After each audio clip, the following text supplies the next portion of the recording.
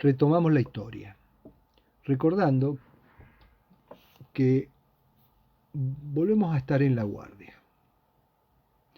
Vamos a la primera diapositiva. Si la paciente, a poco de arribar, presentó una mejoría de sus déficits a los pocos minutos, o consulta refiriendo los síntomas, pero cuando llega a ser atendida ya no los tiene, y esto habitualmente se da con signos sintomatología limitada, escasa, no lo esperen con déficits extensos y graves. Y si me encuentro en un centro especializado, pero los estudios sobre todo la resonancia de difusión son negativos, es decir, la estudié y no tengo ninguna evidencia, pese a las claras manifestaciones clínicas, no he podido demostrar la lesión por imágenes, puedo pensar que se trata de un TIA, es decir, un accidente isquémico transitorio. Este es un concepto que, además de involucrar la idea errónea de accidente, es artificial, ya que depende su definición no de fenómenos fisiopatológicos, sino de la capacidad de los métodos de diagnóstico para definirlo. Antiguamente se establecía en función del tiempo de recuperación de 24 horas o menos. Con los avances tecnológicos se redujo ese tiempo a 1 hora o menos, pero siempre dependiendo de la capacidad de diagnosticar el daño tisular, y esta es cada vez más potente, no dependiendo de la existencia o no de lesión, sino de la posibilidad de diagnosticarla. Y esta es cada vez mayor por los avances tecnológicos. Constituye sin lugar a dudas un diagnóstico imposible de realizar si solo se dispone de TAC. Puede manifestarse de cualquier manera dependiendo del sitio isquemiado y su extensión tisular. Se trataría de un evento isquémico, autolimitado, de cualquier causa, pero yo les recomiendo tener cuidado en no estigmatizar al paciente con TIA. No estigmatizarlo en sentido positivo. No minimizar la gravedad del evento y hacer hincapié en la necesidad de estudiarlo, de investigar cuál ha sido la causa del evento. Pues, como vemos en la siguiente diapositiva, las isquemias transitorias pueden preanunciar un infarto cerebral en donde el riesgo de que se presente es alto, aunque menor que con un infarto definido, debiendo instaurarse en ese paciente un plan de prevención y estudio profundo de las causas de ese evento fugaz, pues es el mejor momento para detener los procesos predisponentes antes de una catástrofe preanunciada. Otro planteo, volviendo a situarnos como médicos de consultorio, a una paciente que con factores de riesgo cardiovasculares nos consulta por déficit de la memoria de fijación y no podemos encontrar los característicos signos de frontalización. Quizás con alguna apraxia podemos pensar en encontrar las siguientes imágenes. Vemos aquí una resonancia que muestra pequeñas lagunas bilaterales, obviamente instauradas en diferentes momentos, que probablemente hayan sido por episodios asintomáticos u oligosintomáticos, pero que pasaron desapercibidos, y que sin lugar a dudas van interrumpiendo fibras de asociación, con la consiguiente disminución de la capacidad de interconectar diferentes áreas. En la otra imagen Podemos ver la fusión bilateral de innumerables lesiones pequeñas en la zona limítrofe entre la irrigación de la cerebral media y anterior. Pero el cuadro radiológico puede ser aún peor, abarcando prácticamente todo el espacio subcortical. Sin embargo, estas extensas lesiones no se correlacionan directamente con el grado de deterioro, pudiendo haber una disociación clínica imagenológica. Las lagunas se definen como lesiones en tomografía menores de 1,5 centímetros de diámetro mayor a expensa de arterias penetrantes. Son muy frecuentes. Se debe tener cuidado con la interpretación de las imágenes y considerar que en la resonancia las dimensiones que definen los infartos lacunares son mayores, cercanas a 2 centímetros. En la siguiente vemos otra presentación con la cual hay que hacer diagnóstico diferencial. Hay que diferenciar las lagunas de otros eventos ateroscleróticos que tienden a instalarse en un solo territorio o, lo que es más complejo, con eventos embólicos. El tipo de presentación quizás más compleja es el de la embolia, pues puede ser en cualquier territorio. Basta preguntarnos cuál es el tamaño de un coágulo, pues no está definido. Puede ser un microcoágulo embolizado o un gran émbolo que obstruye una arteria importante, aunque lo más frecuente es que se enclaven en pequeñas arteriolas distales, córticos subcorticales, y ahí deberemos hacer diagnóstico diferencial con abscesos, cavernomas o metástasis. Pueden ser embolias de material de una placa ateromatosa rota, que no necesariamente constituye un coágulo puro. Sobre todo, las embolias son más frecuentes en el territorio de la arteria cerebral media y, en segundo lugar, en el territorio posterior. Generalmente, también de instauración brusca y sin pródromos. Lo trascendental es sospecharlo, pues no solo que probablemente sea más frecuente que una causa aterosclerótica, sino que su pronóstico tiende a ser peor, pues la fuente embolígena seguirá activa hasta que no se la identifique y se la trate, y porque estos fenómenos tienden con mayor prevalencia a la transformación hemorrágica, constituyendo ictus mixtos, y su prevención es accesible y relativamente simple mediante la anticoagulación. En la otra imagen les muestro una tomografía que nos hará sospechar la presencia de embolias.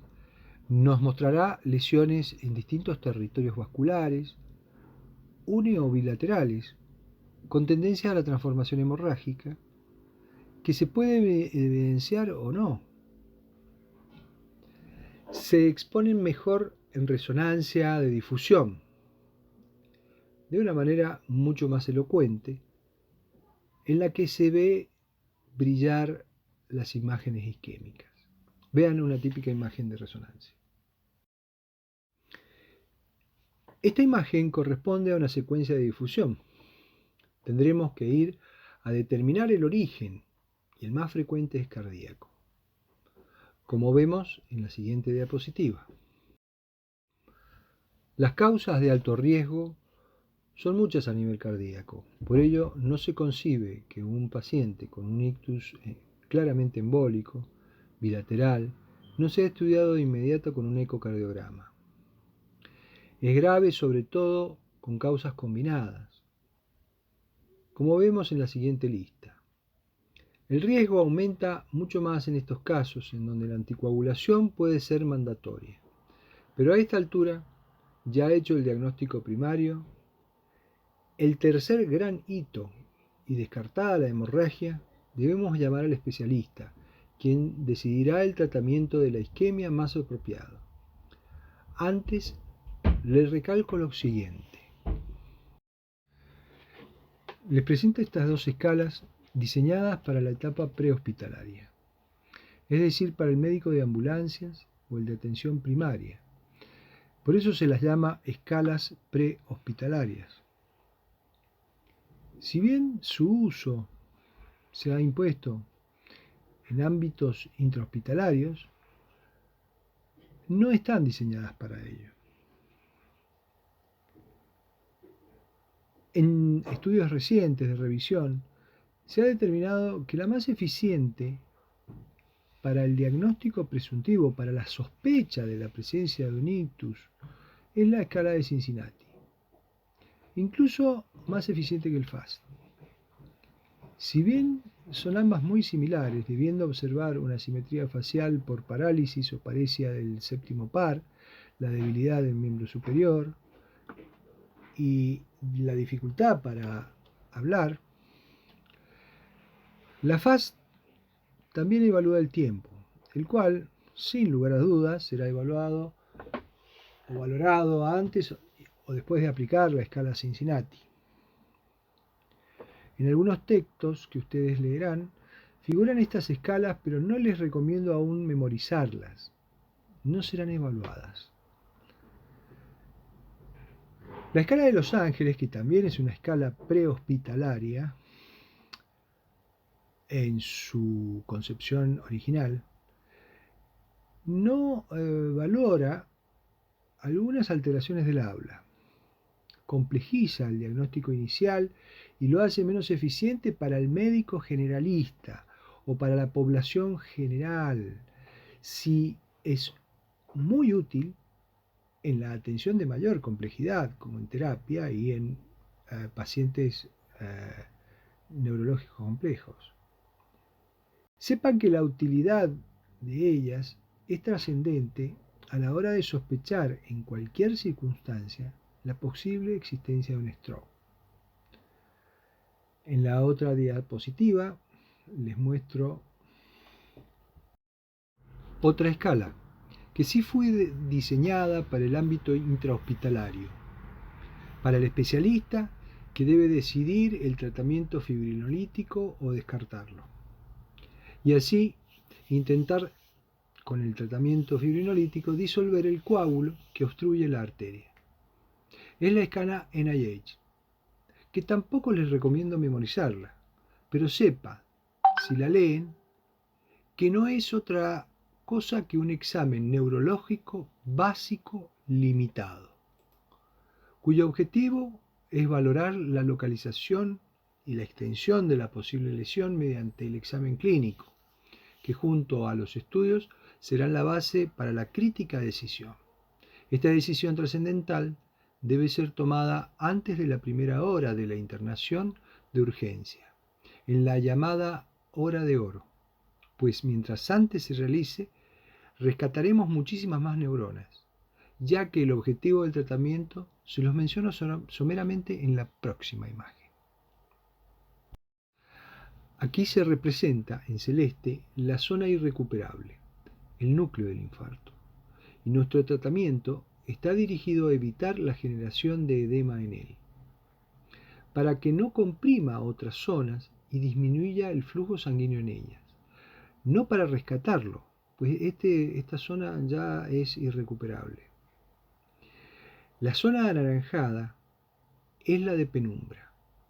En ella, las neuronas isquémicas están destinadas a morir si las dejamos sin tratamiento adecuado, y son el blanco terapéutico junto con las zonas de oligoemia en rojo en la diapositiva, las cuales pueden rescatarse más fácilmente, sobre todo si el paciente tiene una buena circulación colateral proveniente de otros territorios vasculares como el pial.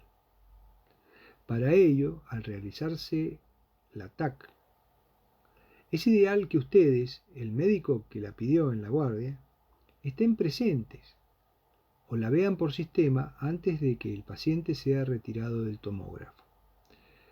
Si ven y estiman que es necesario, indicarán una angiotomografía, ya que esta oportunidad luego, por complicaciones del paciente, puede no ser posible de repetir y debe aprovecharse el momento para realizarlo.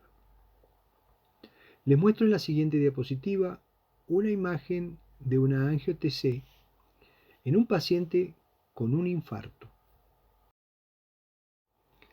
En A se muestra una angio-TC en la que se aprecia la falta de perfusión del territorio de la cerebral media derecha, que carece de irrigación, la cual está conservada a la izquierda. Vean las líneas blancas sinuosas. Esta imagen inicial pronostica un mal desenlace, ya al ingreso del paciente. En B se muestra en rojo el núcleo del infarto y en verde la zona oligohémica, por circulación limitantes desde el territorio de la cerebral anterior y desde la cerebral posterior. Finalmente en D, la imagen premortem, con profuso edema que colapsa los ventrículos, desvía la línea media y produce herniaciones y probablemente enclavamiento final.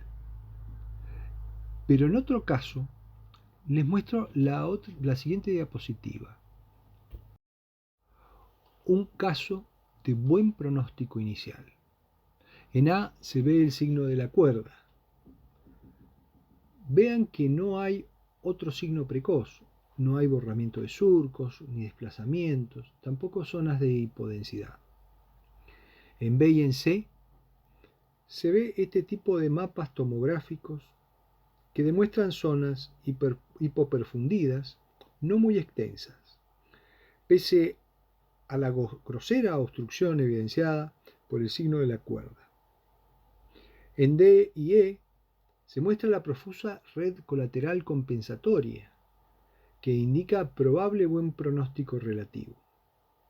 En F, una TC sin contraste de control al tiempo, que evidencia una zona bien delimitada hipodensa correspondiente al infarto de la zona núcleo inicial. Como ven, las secuelas son mínimas. En la próxima diapositiva, el tratamiento que se debe decidir es la fibrinólisis, con factor activador del plasminógeno tisular recombinante, RTPA. Debe administrarse lo antes posible, se ha convertido en un tratamiento estrella, por lo dramática que puede ser la recuperación del paciente al que se lo administra. Pero no se lo hace en la mayoría de los casos, sino en aproximadamente un 10%, pues sus indicaciones son muy estrechas y en continua revisión, y debe hacerse antes de las 3 horas o en combinación con otros tratamientos en tiempos más relajados. Lo importante es que si se lo hace, el beneficio puede ser enorme, a un costo bajísimo, si lo comparamos con las consecuencias de no usarlo.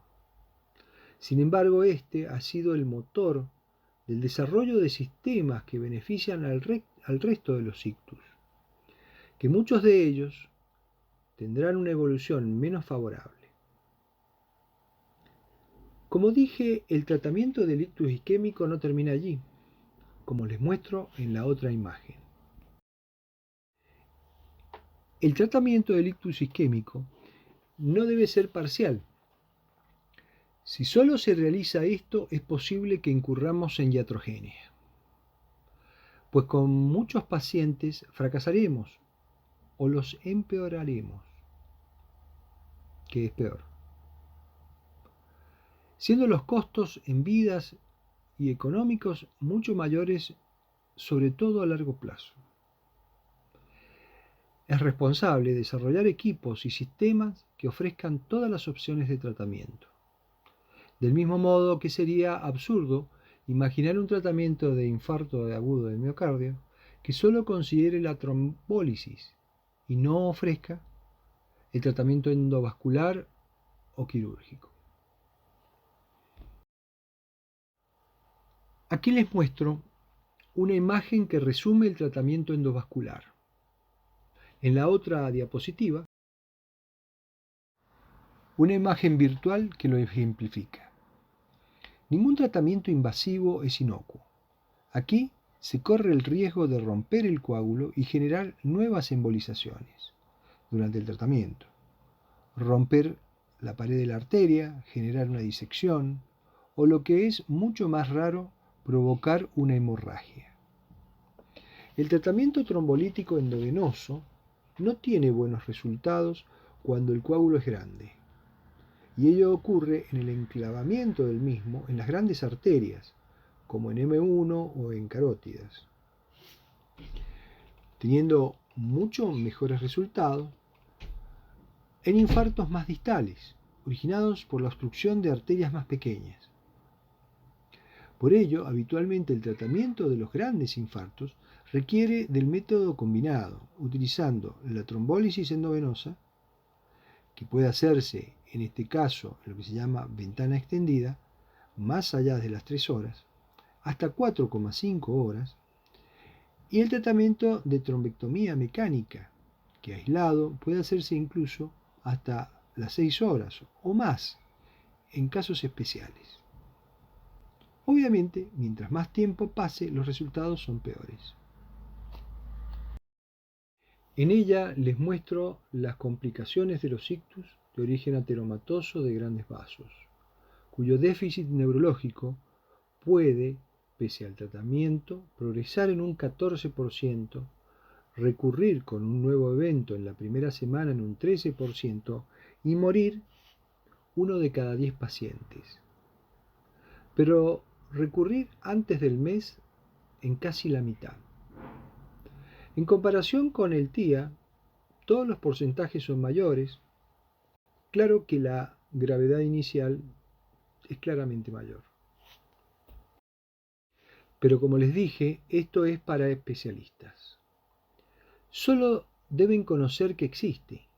Ustedes, como médicos generalistas, quedarán con la mayor parte de los pacientes que no son candidatos a esta terapia, y tendrán la tarea muy importante de profundizar otros diagnósticos y tratamientos básicos.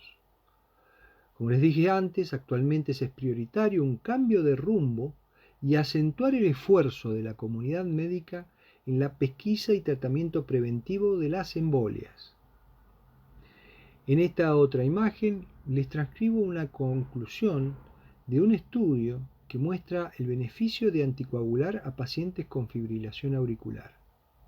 Pero nuestro problema ahora, además de tomar la decisión de anticoagular a este paciente complejo en la guardia, es saber el origen de los émbolos. O si reciben al paciente ya ambulatorio. Para ello, debemos considerar lo siguiente. Es trascendental que ustedes se vayan preparando para anticoagular. Saber anticoagular para el médico generalista deberá ser en el futuro una práctica indispensable. Y para ello se han desarrollado y se encuentran en desarrollo excelentes anticoagulantes orales, no solo en un paciente internado, sino también en los pacientes de consultorio, en ambulatorios, pues se salvarán incontables vidas al hacerlo, y para eso se han desarrollado herramientas informáticas que los avalará y asegurará, como hoy son ejemplos de esas, el Hemorrhage Score y el CHA2DS Score. Uno de los primeros exámenes que se deben hacer es un electrocardiograma para descartar arritmias que puedan ser la causa del ictus.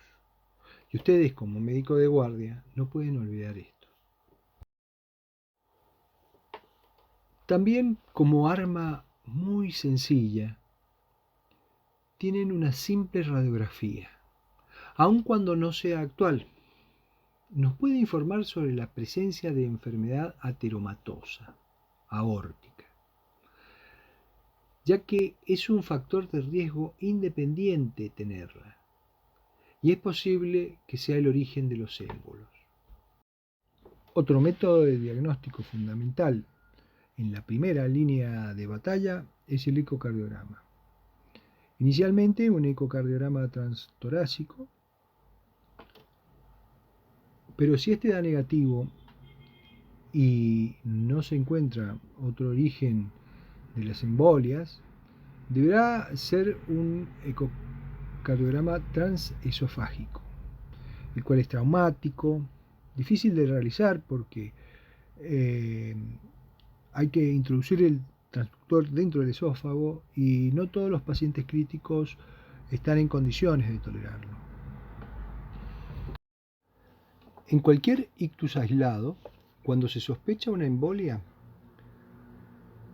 se debe ir a buscar en primer término una causa carotidia, que es muy frecuente, para descartar una embolia arterio-arterial.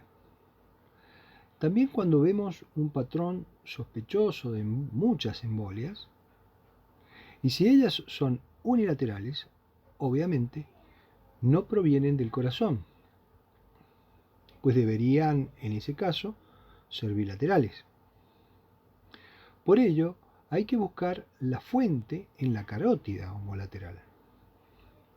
De la misma manera, si uno tiene un síndrome de disección carotidia o un compromiso de todo el territorio carotidio, de todo el territorio anterior, es decir, de cerebral anterior y cerebral media, el origen probable es en la carótida del mismo lado. Y el estudio predilecto para hacerlo es el ecodoppler de vasos de cuello.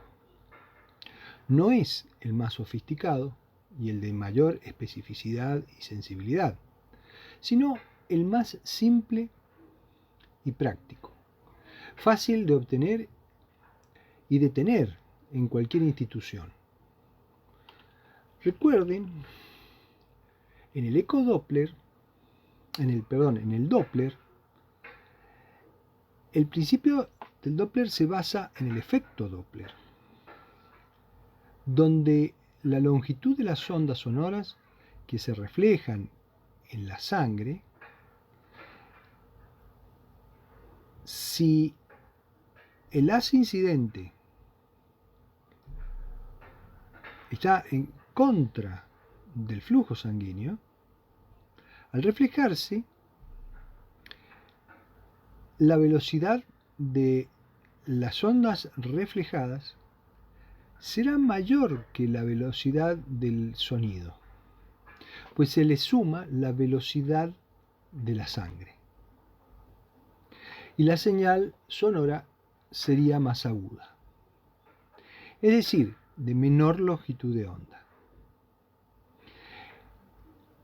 Ahora, en la pantalla se verá azul o roja según lo programe el ecografista. Pero en este caso, que les estoy mostrando, en la diapositiva, la sangre se aleja y la vemos roja.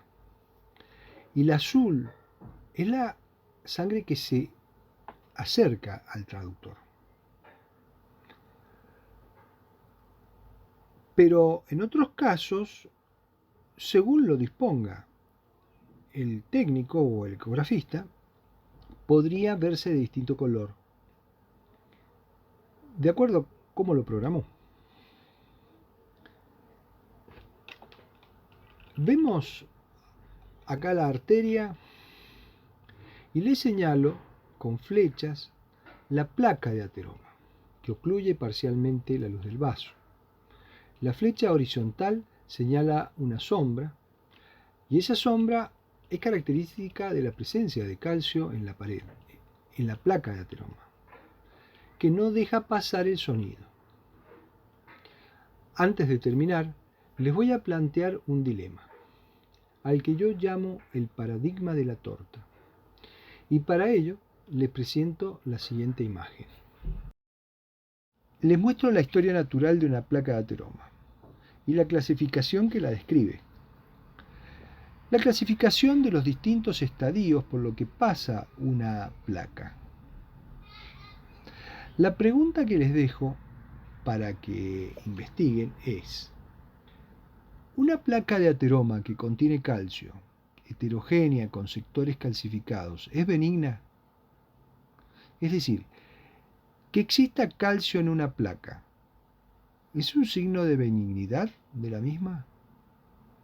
¿Por qué le llamo el paradigma de la torta? Se los dejo planteado, piénsenlo y lo discutimos en el encuentro. Bueno, llegamos al final. Les recomiendo volver a repasar la anatomía que ya vieron en los videos del principio. Es un muy buen ejercicio para fijar los conceptos que en estos teóricos yo les he intentado dar. Muchas gracias y éxitos.